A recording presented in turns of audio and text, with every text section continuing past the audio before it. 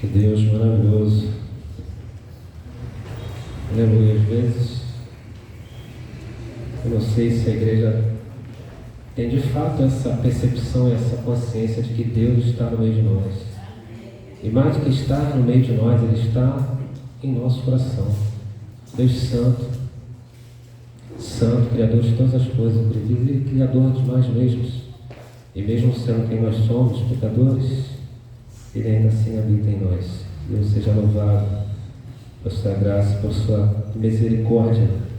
Vamos continuar então, irmãos. Segunda pregação sobre a série de exposições que iniciou na semana passada no livro de Esther, o Deus oculto que trabalha no meio da confusão.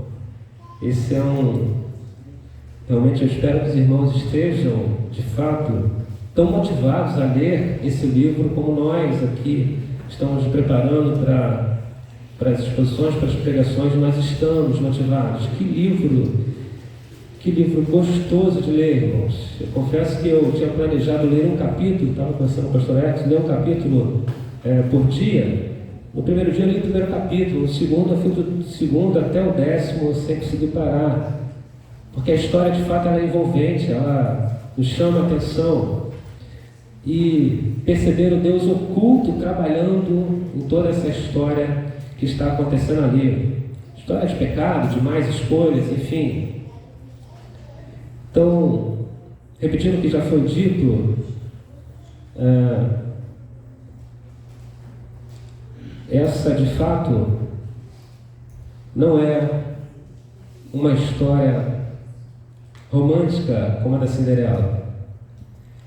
Não sei quantas pregações irmãos já ouviram sobre Esther, mas eu creio que a visão romântica dessa história foi possivelmente a que mais os irmãos tenham ouvido sobre Esther. E nesse capítulo 2 nós podemos dizer que haverá ainda um pouco dessa desconstrução romântica que já foi falado pelo pastor Hermes, uma desconstrução por tudo aquilo que nós já ouvimos e aprendemos sobre Esther, sobre a posição de Esther, principalmente nesse segundo capítulo.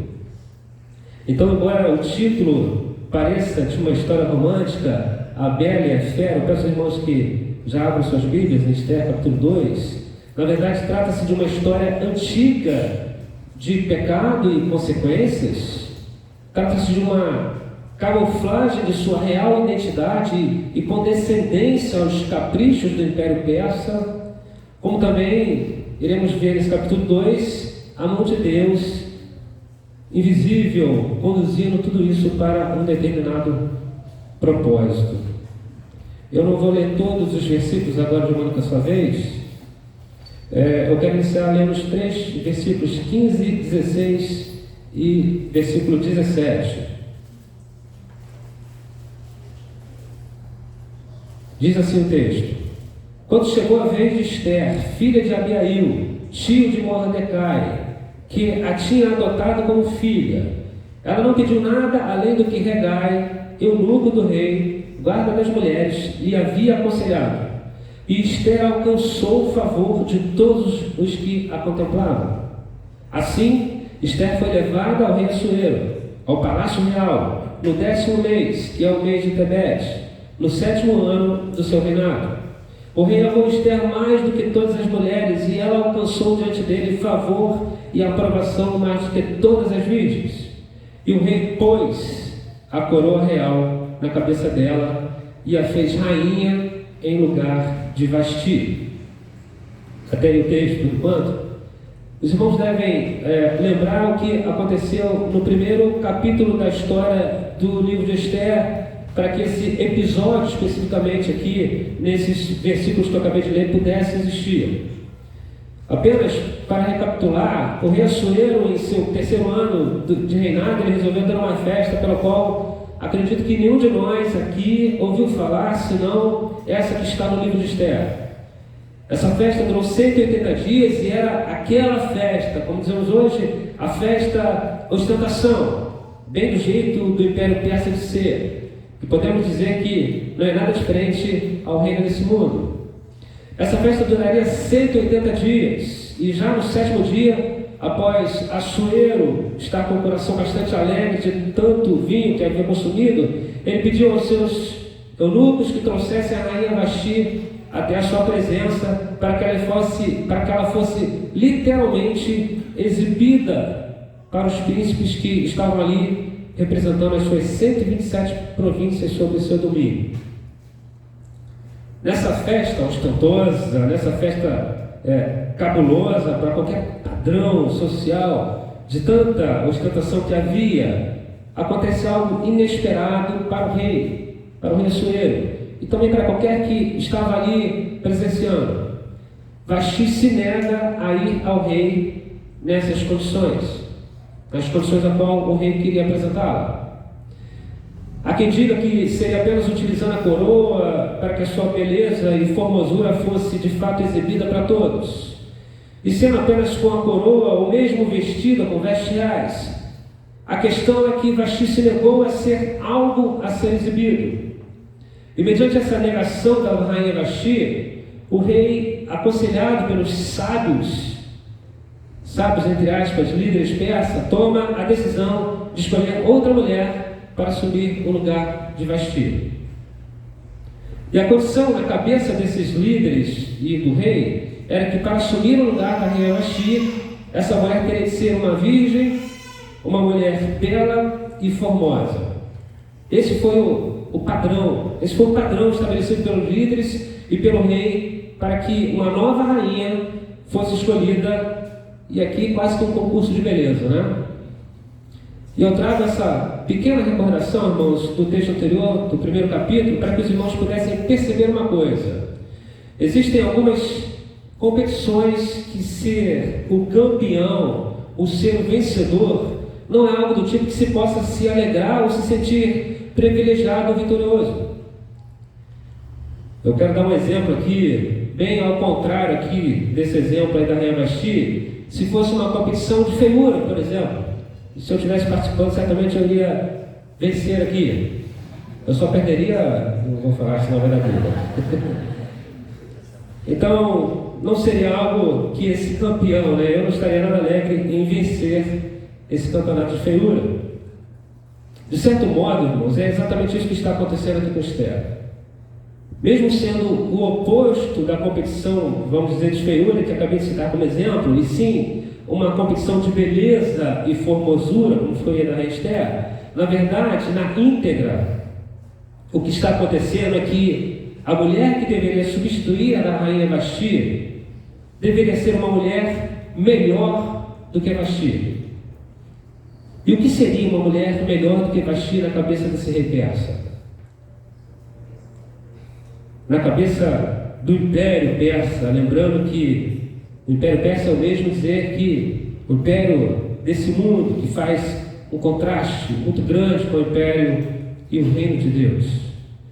Na cabeça dos conselheiros do rei Assuero, e com a sua aceitação, uma mulher melhor para substituir a rainha Vasti seria uma mulher mais complacente, uma mulher submissa aos mandos e desmandos de um rei.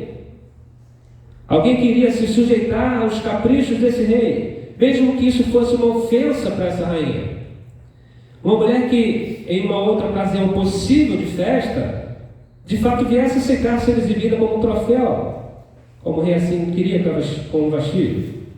Portanto, vencer essa competição não seria uma vitória pela qual o vencedor deveria se orgulhar.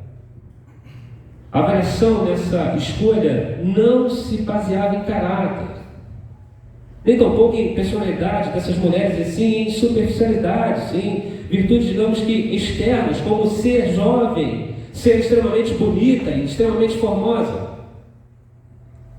Nenhuma virtude interna entrou nessa avaliação do rei, nem tampouco desses sábios líderes do rei.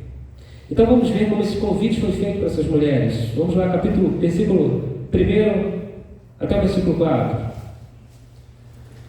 Diz assim a palavra: depois disto, quando a rainha do rei Assuero a raiva do rei Assuero já havia passado, ele se lembrou de Vasti e do que ela havia feito, e do que havia sido decretado contra ela. Então os servos do rei que o serviam lhe disseram: que se procurem moças virgens de boa aparência para o rei.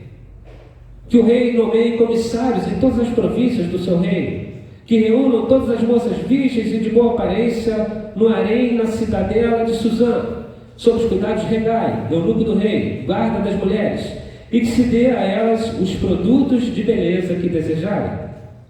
A moça que cair no agrado do rei, essa reine em lugar de Vasti.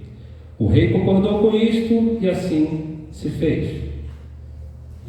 Então, de maneira diferente das competições que costumamos conhecer, ou dos concursos, onde há a necessidade de se realizar uma inscrição pelo próprio interesse do competidor, nesse caso aqui, nesse reino persa, para essa competição, bastava viver nesse império. Isso porque nesse período do Império Persa, o propósito de existência de todos era viver para servir ao Império. Poderíamos dizer que eram pessoas que pertenciam ao Império. Nesse período do Império Persa, tudo que pertencia a uma pessoa, inclusive seu corpo, poderia ser requerido pelo Império, se assim o rei desejasse. O lema que é usado aqui hoje em dia, meu corpo, minhas regras, nesse período da história não era bem assim que acontecia.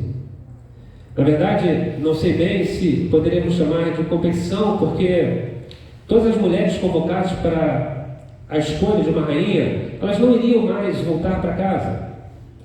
Elas passariam a viver isoladas pelo restante da vida, aguardando talvez uma única possibilidade de ser chamada pelo rei para o bel prazer desse rei. Embora percebamos uma vida vazia e sem propósito, nessa cultura persa, em específico, essa não era uma vida ruim para essas mulheres. Para muitas mulheres nesse período, essa seria uma oportunidade de ouro, uma oportunidade maravilhosa de viver uma vida confortável, dentro de uma gaiola de ouro, mesmo que sem sentido. Para a nossa cultura, onde a liberdade pessoal é extremamente idolatrada, viver uma vida como essa seria como viver numa prisão, mesmo sendo uma prisão de ouro, mas uma prisão. Mas embora hoje a liberdade pessoal esteja em alta, muitos vivem essa vida sem nem mesmo perceber. Sem nem mesmo perceber que estão servindo ao império desse mundo. Muitos que estão buscando uma vida confortável se sujeitam, por exemplo, a trabalhar em locais ou em funções que não são de forma alguma uma realização profissional, e sim apenas pelo bom salário, pela possível garantia que se possa ter. Embora o Império Persa não seja mais o dono das pessoas em nosso tempo, o mundo parece não ter mudado muito. Pessoas ainda são escravas de muita coisa que o mundo requer das pessoas. E é nesse conceito de império e de mundo que surgem dois personagens, aparentemente, digamos que insignificantes no império persa nessa história.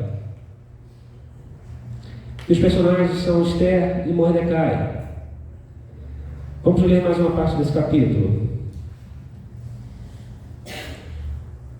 Versículos 5 a 7. Ora, na cidadela de Suzã havia um judeu da tribo de Benjamim chamado Mordecai, filho de Jair, filho de Simei, filho de Quis. Ele tinha sido levado de Jerusalém para os exilados que foram deportados com Jeconias, rei de Judá, a quem Nabucodonosor, rei da Babilônia, havia levado para o exílio. Mordecai havia criado Hadassah, que é Esther, filha de seu tio, que era órfã de pai e mãe. A jovem era bonita e formosa. Depois que o pai e a mãe dela morreram, Mordecai a adotou como filha.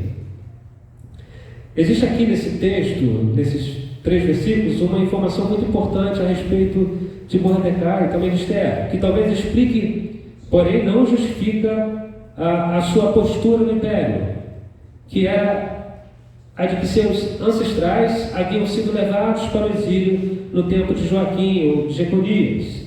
Ou seja, ele nasce nesse império. Ele, embora seja de descendência judia, ele não conhecia nada além da vida na Pérsia sob o império. Nesse caso, o exílio definia a sua própria vida. E vemos isso na maneira que o texto que acabamos de ler o identifica. No versículo 5 afirma que ele era um judeu da tribo de Benjamim. Não foi Mordecai que foi transportado, sim seus pais ou seus avós.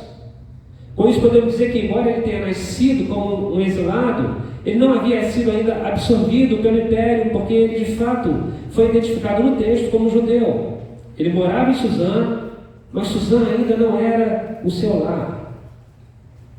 Por isso o nome Mordecai era um nome babilônico, hebraizado, mas era babilônico. Era o nome de um deus babilônico, mas ele não era o adorador desse deus. Era comum o imperador mudar os nomes dos exilados para nomes, no caso do exílio babilônico, para nomes babilônicos, como aconteceu com Daniel e seus 3 amigos. Quem lembra desses nomes? Sadraque, Mesaque e Abednego. Nomes babilônicos. A questão é que, embora ele fosse um judeu de descendência, havia uma caracterização de alguém que exercia a cidadania de dois reinos. Em casa, ele era o Mordecai, o judeu, fiel ao Deus vivo, e no trabalho ele era o mero Mordecai, fiel e servo do império. Os irmãos conseguem ver alguma semelhança nessa postura? Pessoas com, digamos, dupla cidadania, que vivem esses 2 reinos? E não foi diferente com Esther. Ela tinha o nome de Hadassah, pela descendência hebraica, porém no Império Persa ela era conhecida como Esther, que significa estrela. Não podemos dar a certeza, mas poderia estar relacionado a deusa pagã de nome Star. E conforme Mordecai, Esther vivia nesses 2 mundos, ou nos 2 impérios, até o dia em que ela teria que decidir sobre qual reino iria de fato prevalecer em sua vida. E esse dia havia chegado para Esther nesse capítulo 2. Os oficiais eles estavam ajuntando as mulheres para a escolha do rei Assuero, para aquela que iria substituir Vasti, aquela que seria melhor do que Vasti. E Esther foi uma das que foi levada, conforme o versículo 8 diz. Quando a ordem e o decreto do rei foram divulgados, muitas moças foram levadas para a cidade de Suzã, cidadela de Suzã, sob os cuidados de Hegai. Levaram também Esther ao palácio real e a entregaram aos cuidados de Hegai, guarda das mulheres. Veja que interessante, o texto no versículo 7 já nos dá uma pista do que iria acontecer com Esther, porque o texto já nos apresenta a Esther como uma mulher bela e formosa, os pré-requisitos que já estavam sendo procurados. E lá no versículo 2, que diz: então os servos do rei que o serviam disseram que se procurem moças virgens de boa aparência para o rei. Na verdade, podemos ver no texto que as exigências do império sobressaíam em Esther. Ela era bela e formosa, não apenas de boa aparência, conforme a indicação dos conselheiros do rei Assuero. Podemos dizer que, aparentemente, ela era duplamente abençoada no quesito beleza e estética. Tudo que mais importava para o reino persa, para esse rei, tudo que mais importava para Assuero: beleza, formosura, complacência. E esse quesito não parece ser exclusividade apenas do Império Persa, mas na correlação desse império com o império do mundo atual que vivemos. A beleza e a formosura são os principais quesitos para a escolha de uma pessoa para o namoro, para o noivado, o casamento, ou pelo menos tem sido assim. Esse conceito é bastante mundano, quando essas escolhas são baseadas no que está visível aos olhos. Quando essa escolha começa pelo que é externo, para depois ir para o que é interno. Ou seja, olhamos primeiro a beleza externa e só depois, por último, vamos para o caráter, para o coração, para a sensibilidade. Por último, bem por último talvez, se olhe para a fidelidade a Deus, para o temor a Deus. Que inversão de valores é feita nessas escolhas do Império Persa e do Império do mundo que vivemos? Conforme o império desse mundo, a beleza e a formosura são os principais quesitos para uma boa aceitação nas relações interpessoais. E só estamos falando desse quesito beleza por ser este o contexto aqui dessa passagem, porém existem muitas outras inversões mundanas que são apresentadas com prioridades em contrastes com o reino de Deus. De fato, devemos olhar com bastante desprezo e certa indignação, e até mesmo, como o autor do livro diz, e já foi dito aqui na primeira pregação, rir de tamanha inutilidade. E eu não sei se os irmãos já perceberam isso, mas parece às vezes ser inútil discutir com esse império sobre as prioridades. Muitas coisas não podem ser mudadas pela soberania de Deus conduzindo tudo isso. Na verdade, muitas coisas são discutíveis, como por exemplo Esther ter ficado órfã, ou os ancestrais de Mordecai ter sido levados a cativeiro pelo pecado. Algumas coisas de fato não podem ser mudadas. E isso tem motivo, irmãos. Versículo 9. Podemos ver que Esther aprendeu a sobreviver nesse império. E mais do que isso, ela aprendeu a evoluir, a tirar todo o proveito da situação. Versículo 9 diz: a moça lhe pareceu formosa e ela alcançou o favor diante dele. Por isso Hegai se apressou em dar-lhe os produtos de beleza e a alimentação especial. Também lhe deu 7 moças escolhidas do palácio real e a transferiu com essas moças para os melhores aposentos do harém. Fica muito claro, irmãos, nesse versículo, qual era o tamanho da superficialidade do império.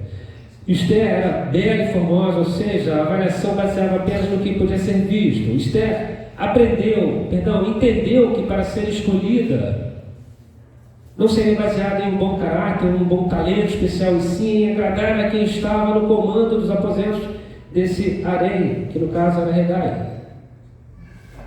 A avaliação seria pelo que se podia ver, e muitas coisas podem ser explicitadas aos olhos, mesmo que não seja uma verdade interna. Será que os irmãos entendem o que eu estou falando?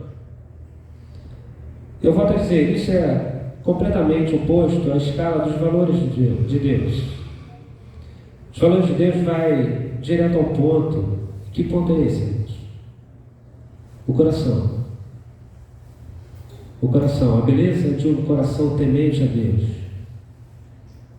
Que coisa mais linda de se ver, irmãos. Um coração submisso à vontade de Deus.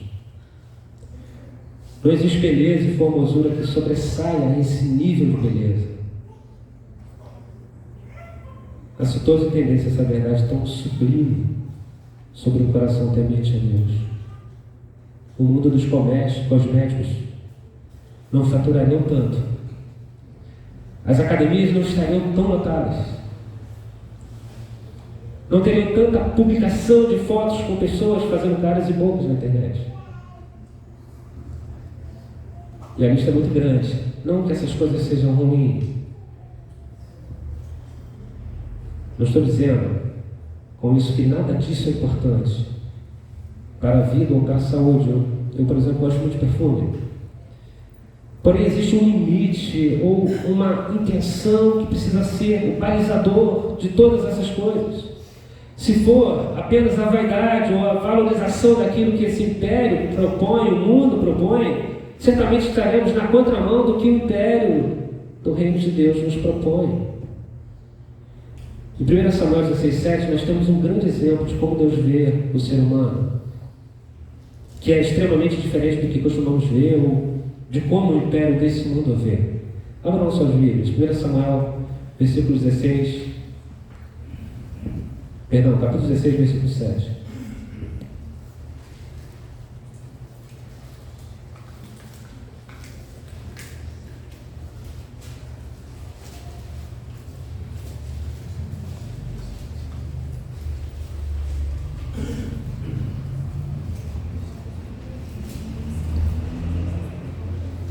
Diz assim a palavra, 1 Samuel 16,7.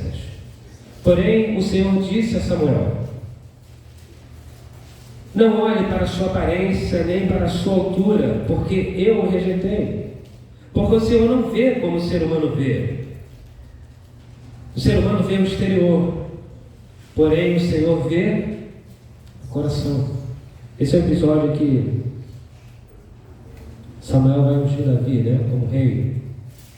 E o primeiro que lhe aparece aos olhos de Samuel, mais belo, forte, com as características para ser o rei.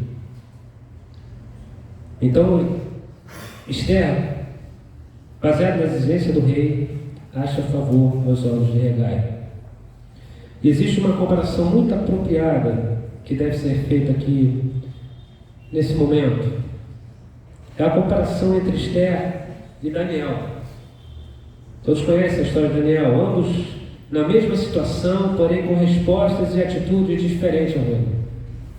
Esther recebe o favor de Hegai, que era o guarda das mulheres do rei, por meio de seus atributos externos.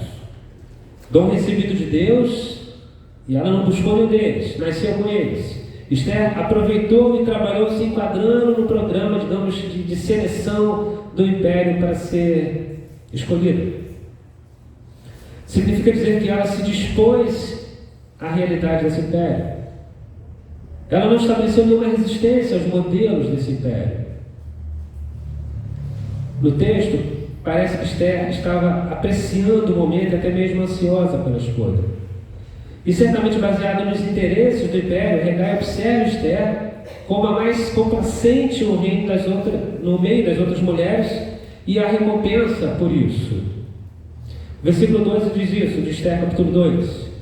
Depois de 12 meses de tratamento, seguindo as prescrições para as mulheres, que eram embelezadas 6 meses com óleo de mirra e 6 meses com óleos aromáticos, essências e perfumes em uso entre as mulheres, chegava a vez de cada moça ser levada ao rei Assuero. Imagine, irmãos, 12 meses aí sendo embelezada, perfumes, enfim, cabelos. Imagino que esse seja o sonho dourado de muitas mulheres, né?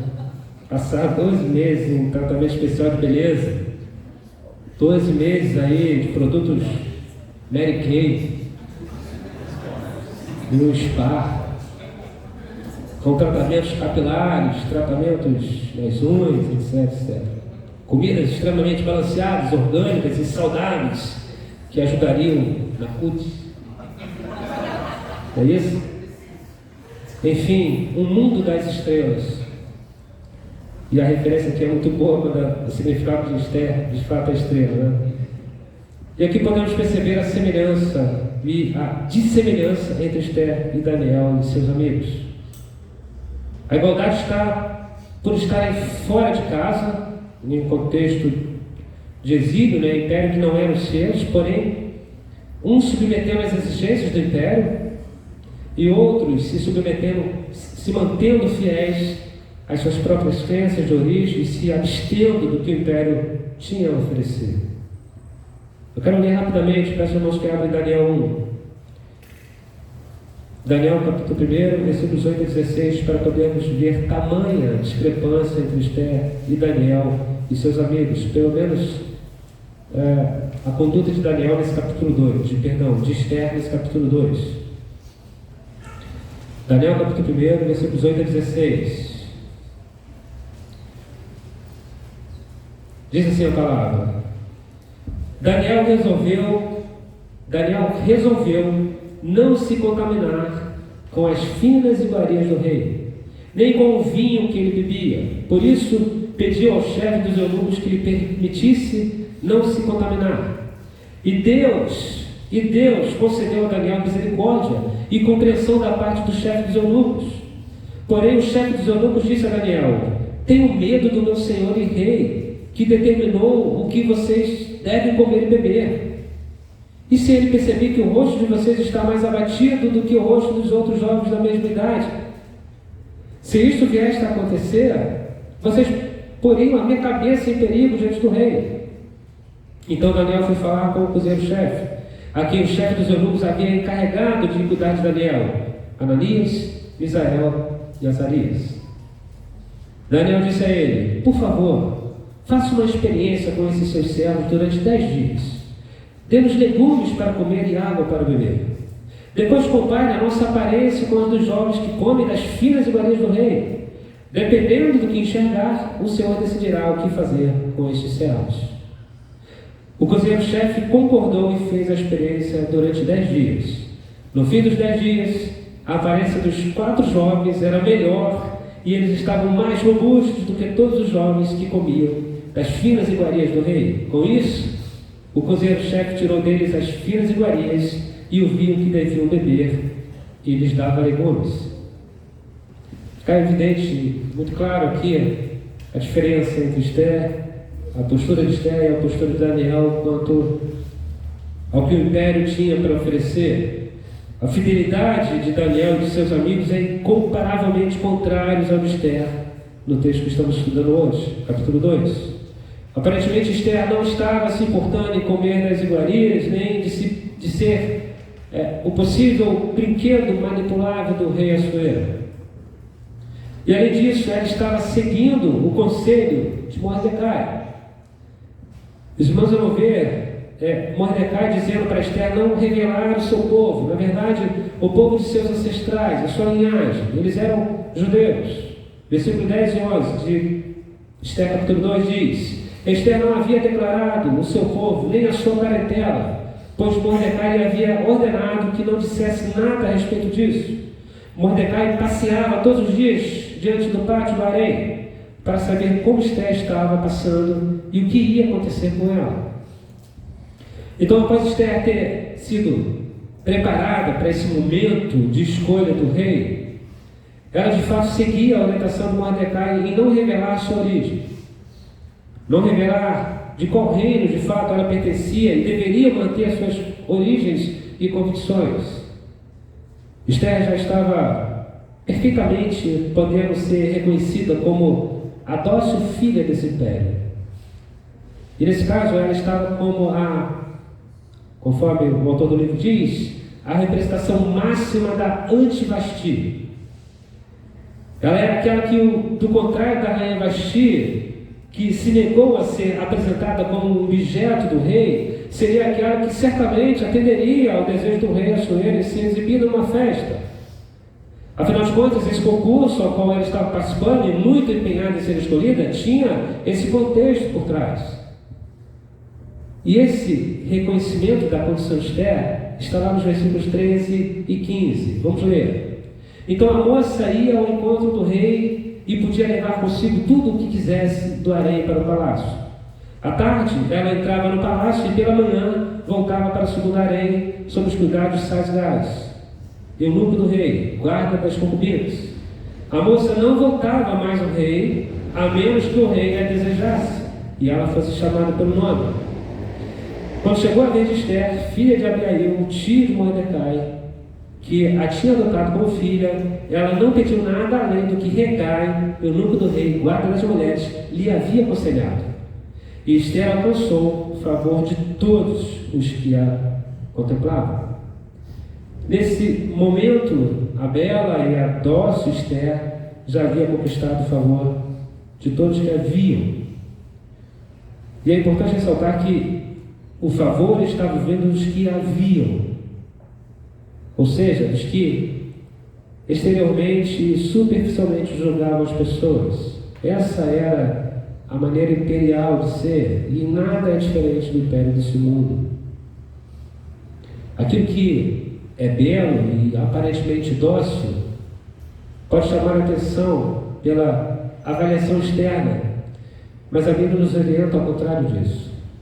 Aquilo que precisa ser avaliado está dentro e pode estar fora também, mas a prioridade está no que está dentro.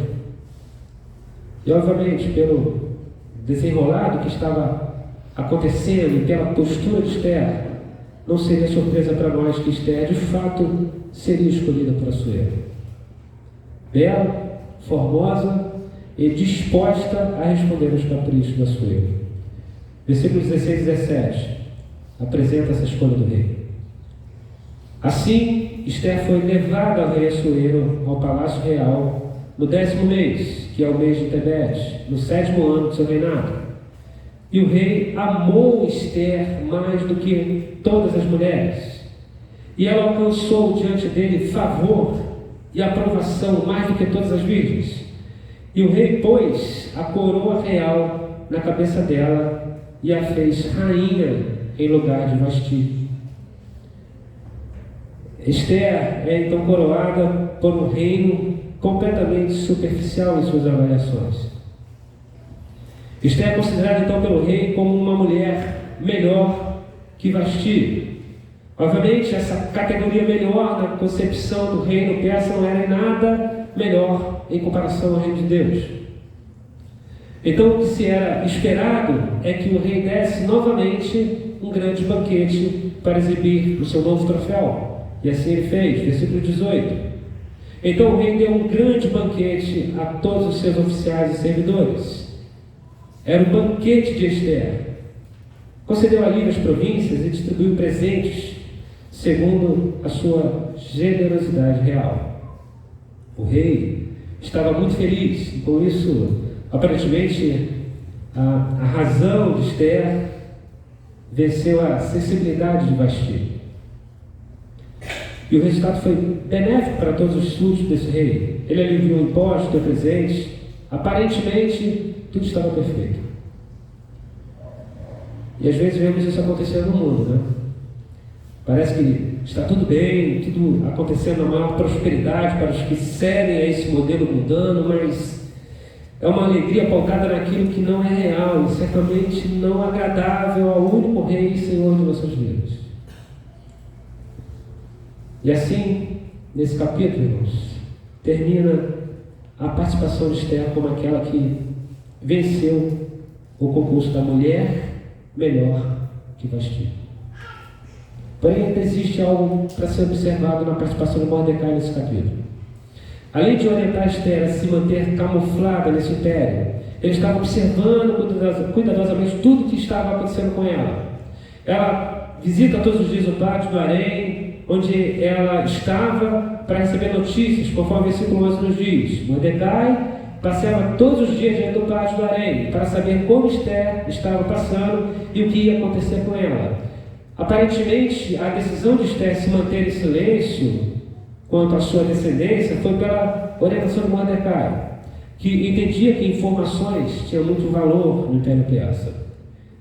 E de fato isso pode ser observado no que acontece depois de Esther ter se tornado rainha. Versículos 19 e 20 nos diz isso. Quando as virgens foram reunidas pela segunda vez, Mordecai estava sentado junto à porta do rei. Esther ainda não havia declarado a sua linhagem e o seu povo, como Mordecai lhe havia ordenado.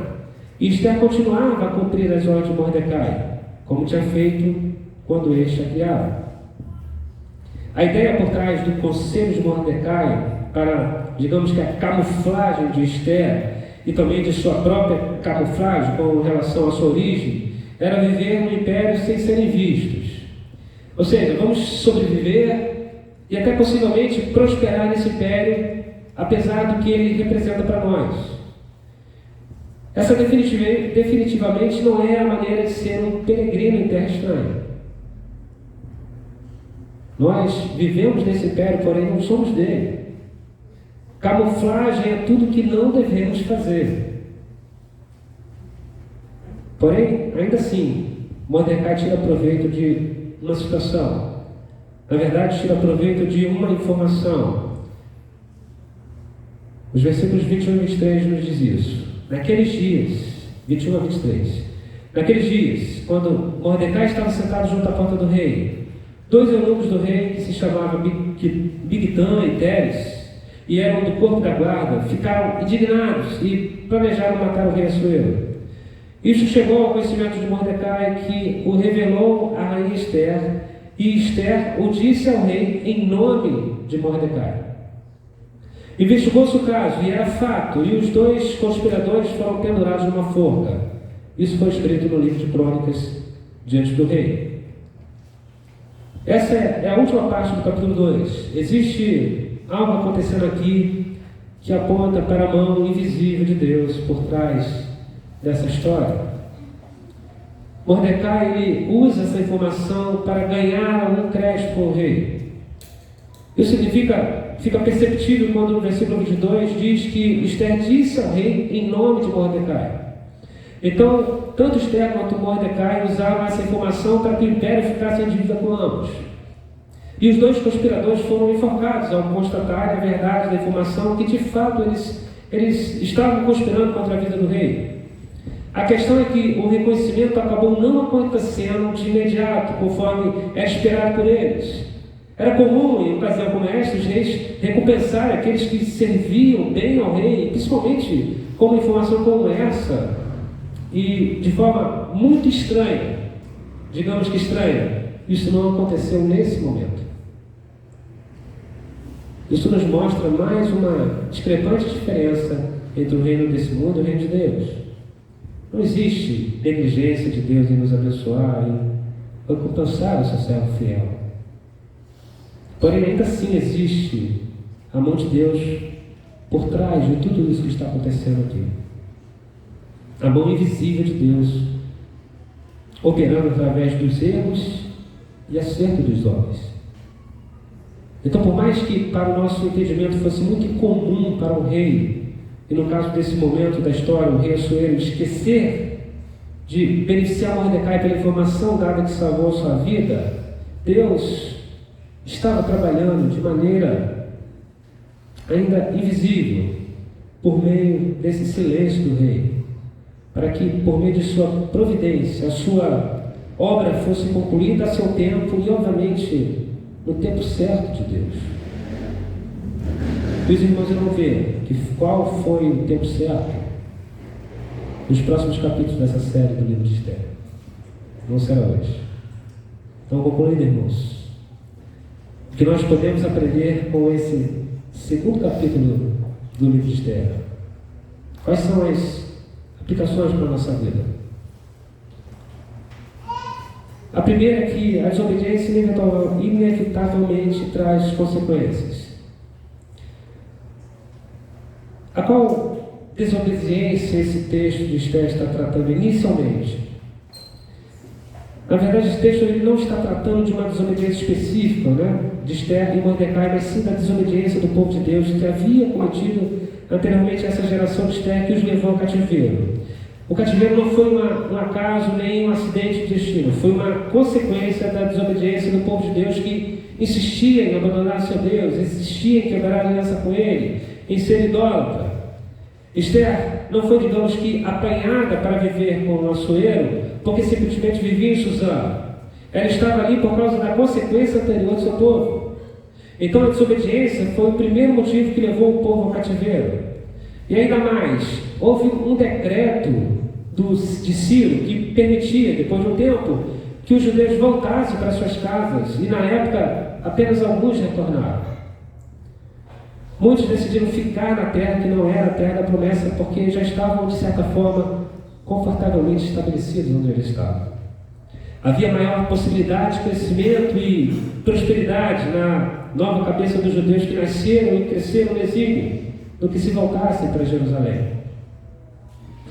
Não podemos afirmar que Esther não seria escolhida por Assuero caso ela estivesse onde Suzã.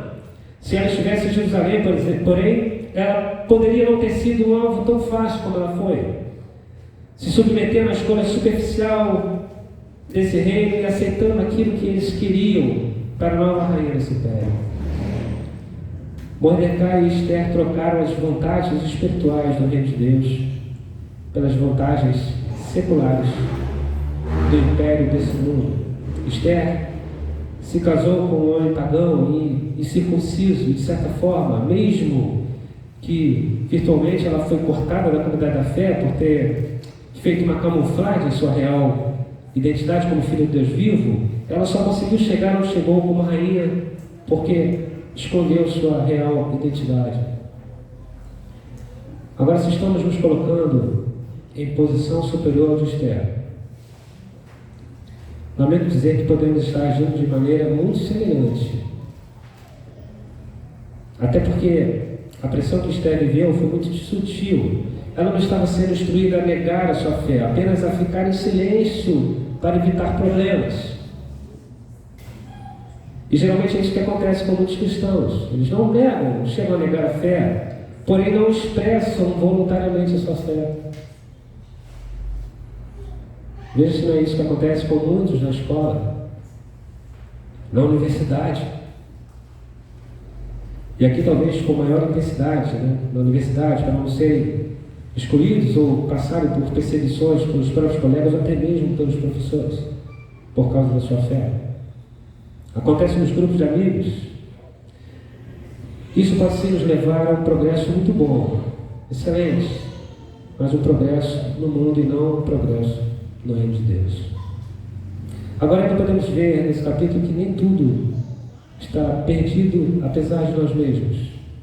Deus tem a habilidade suprema de transformar a nossa desobediência em algo que irá glorificá-lo e produzir bem para o seu povo.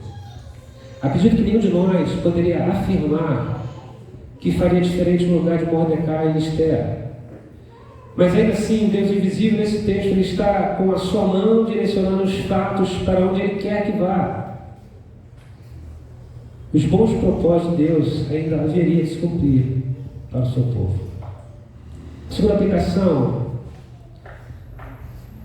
ainda é a pergunta que podemos aprender especificamente com Esther nesse capítulo 2. Ser complacente? Ser complacente é o desejo de agradar, de demonstrar cortesia, de servir. De certa maneira, isso é muito bom. Esther respeitou sua família, no caso Mordecai, que a criou, respeitou as autoridades civis de Deus, que Deus estabeleceu sobre ela.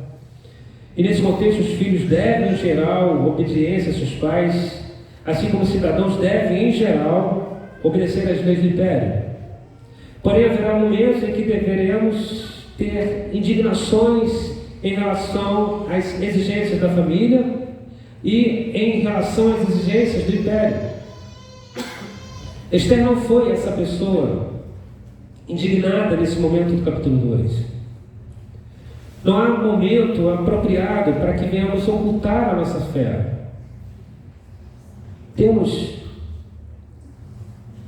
Não há um momento apropriado para ocultar aquele a quem nós servimos.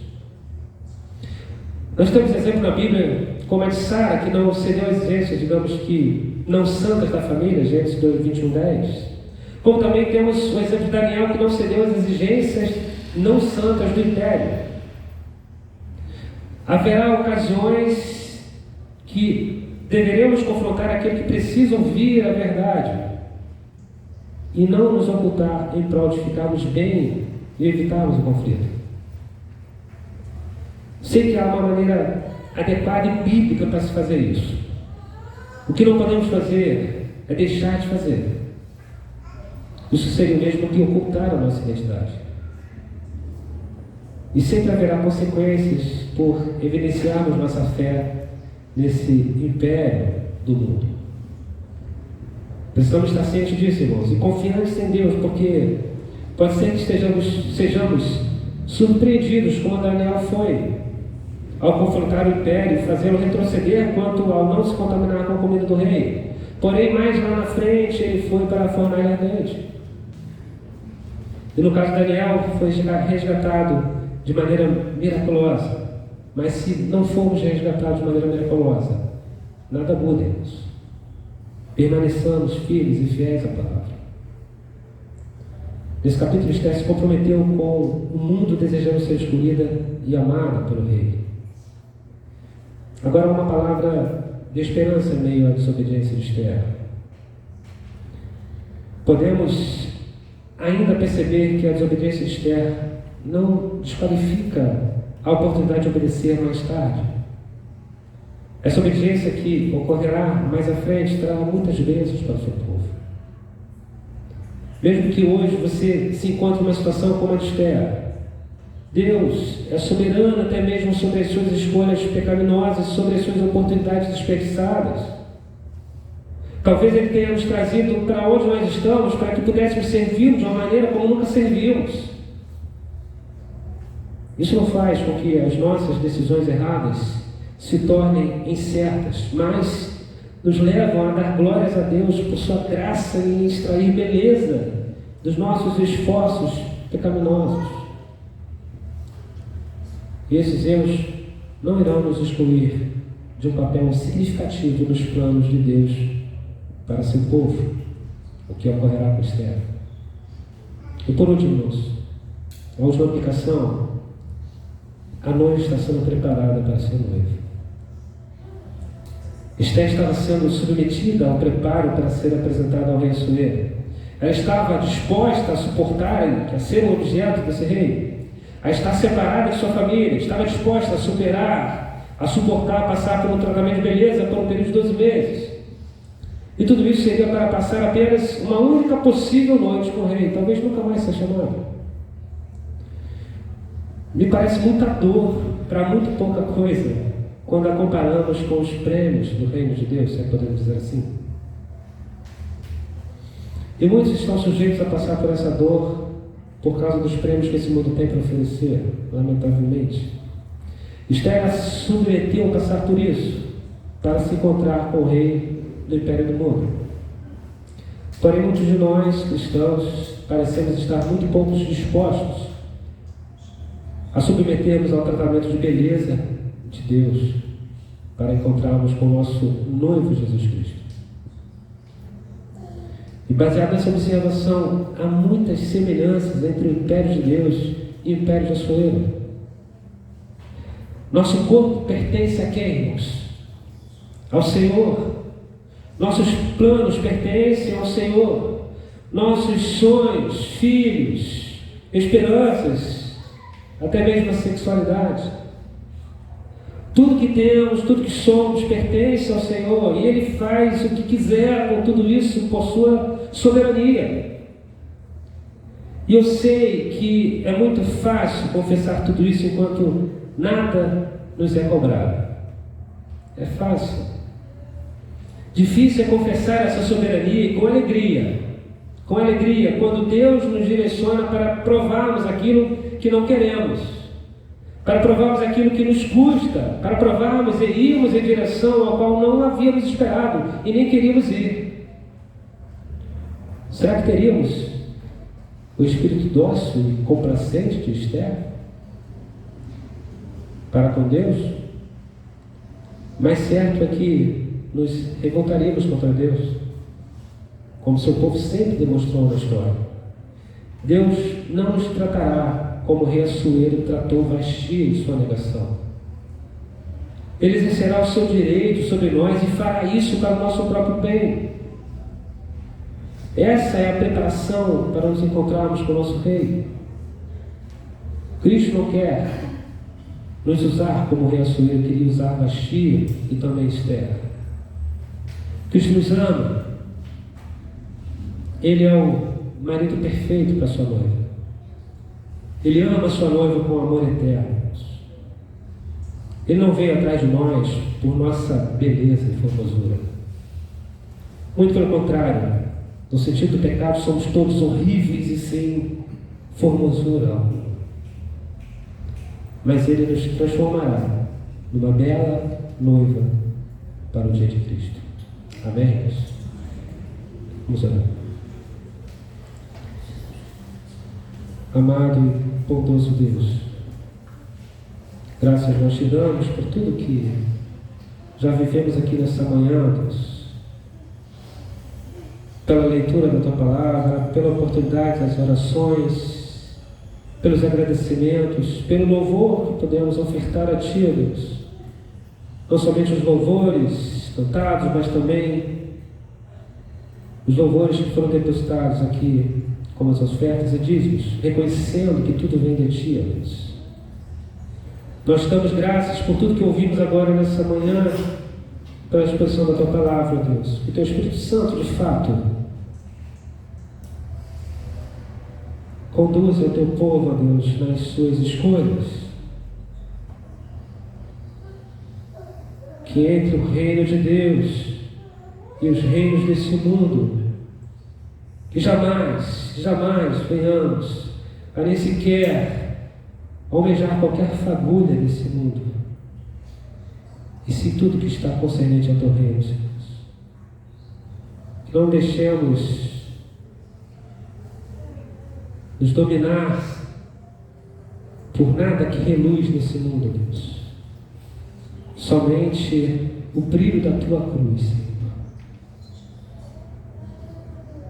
Que essa palavra frutifique nos corações nessa manhã, Deus. E se há alguém aqui hoje ainda, Deus, que não experimentou o Seu amor, Deus, que esse seja o dia. Que o Senhor chame, Deus, ao arrependimento. Que o Senhor transforme as vidas aqui nesta manhã, Deus. E se há alguém hoje ainda flertando, Deus, com o império desse mundo, Deus, corrija-os e traga-os de volta para o caminho. Essa é a nossa oração, em nome do Teu Filho amado Jesus. Amém e amém. A palavra está nas telas.